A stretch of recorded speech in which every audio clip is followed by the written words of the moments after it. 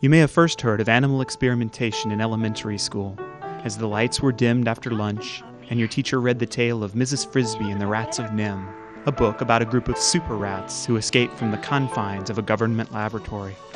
We were captured, put in cages, and sent to a place called Nim. There were many animals there, in cages. They were put through the most unspeakable tortures to satisfy some scientific curiosity. Or maybe it was the space chimps saved by Matthew Broderick in Project X. Or Reese Witherspoon's March on Washington in Legally Blonde 2. Oh my God. It's always made a good story. Animals escaping cruel experimenters to live out their lives with loving movie stars. Reality for animals in labs doesn't end so well. The nightmarish lives that hundreds of thousands of dogs, cats, monkeys, and other animals endure end hideously, with little hope of a hero coming to the rescue. There's only you and the decisions that you make every day that can change the lives of animals lost in some of the most horrifying dungeons ever designed by humanity.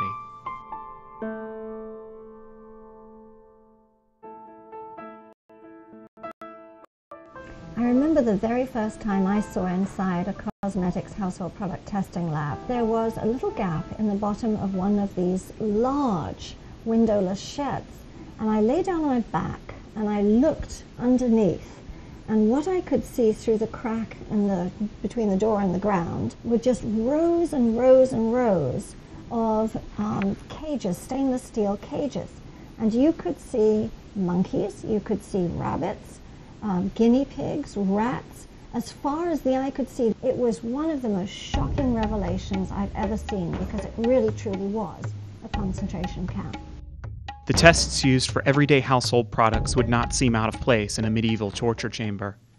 There's the Drey's eye irritancy test, which involves dripping substances into the eyes of rabbits to measure, quote, progressive deterioration. Or the lethal dose test, in which substances such as oven cleaner or nail polish are pumped through tubes into the stomachs and lungs of animals until a percentage of them die. Even some pet food companies, such as Iams, conduct cruel tests on animals. At Iams labs worldwide, dogs who have been mutilated in experiments or driven mad from confinement suffer through needless tests, including one in which muscle tissue is hacked out of dogs' thighs. The tragedy of each of these painful tests is that there are non-animal tests available. Scientists have developed artificial skin and bone, and can now even test vaccines without the use of animals. As Gordon Baxter, co-founder of Pharmagene Laboratories, a company that uses only human tissues and computers to develop and test drugs, says, if you have information on human genes, what's the point of going back to animals?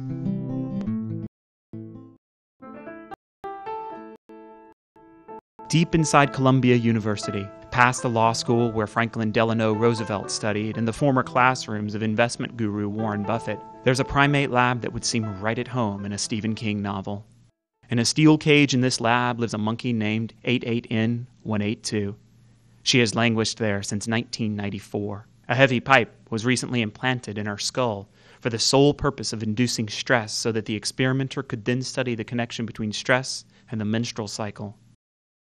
Down the hall lived Handsome, a baboon scarred and tattooed following a hideous experimental surgery. In a room nearby are pregnant baboons wearing metal backpacks that pump nicotine and morphine into their bodies and the bodies of their fetuses.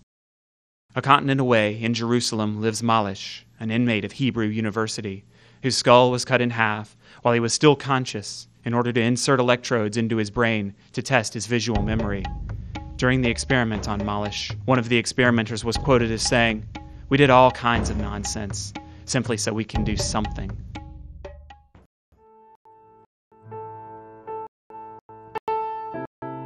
One of the saddest aspects of the torture inflicted by charities that still experiment on animals is that it is paid for by well-meaning people who have absolutely no idea that their $25 checks are paying for such things as sewing the eyes of kittens shut, burning live dogs, and cementing circuitry into the skulls of cats.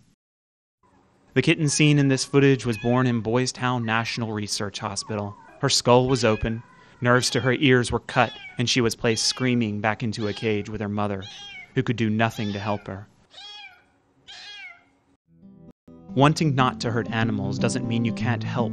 people. Some of the largest and most successful charities in the world, such as the Easter Seals, the Avon Breast Cancer Crusade, and the Children's Burn Foundation, are making major progress in curing disease and improving the lives of thousands without any animal tests whatsoever. They help without hurting. It's so easy to live cruelty-free. You just have to make the decision to try it. And then it becomes easier every day. There are sections of the supermarket or the pharmacy you just don't go to. But if you're looking, the first thing to do is get the little cruelty-free list. And that tells you which companies don't test. Like Gillette, you couldn't get much bigger than that. They don't test on animals. They use more sophisticated ways to test. And then you find the bad guys like Procter & Gamble, and you avoid all their products. It's just very easy. I say go to your bathroom cabinet, go to your kitchen cabinet, open the doors, take all that stuff out, look it through once. If it's bad, send it back and get a complete refund. You can do that and tell the company why you're doing it. And take that money and go out and buy cruelty-free.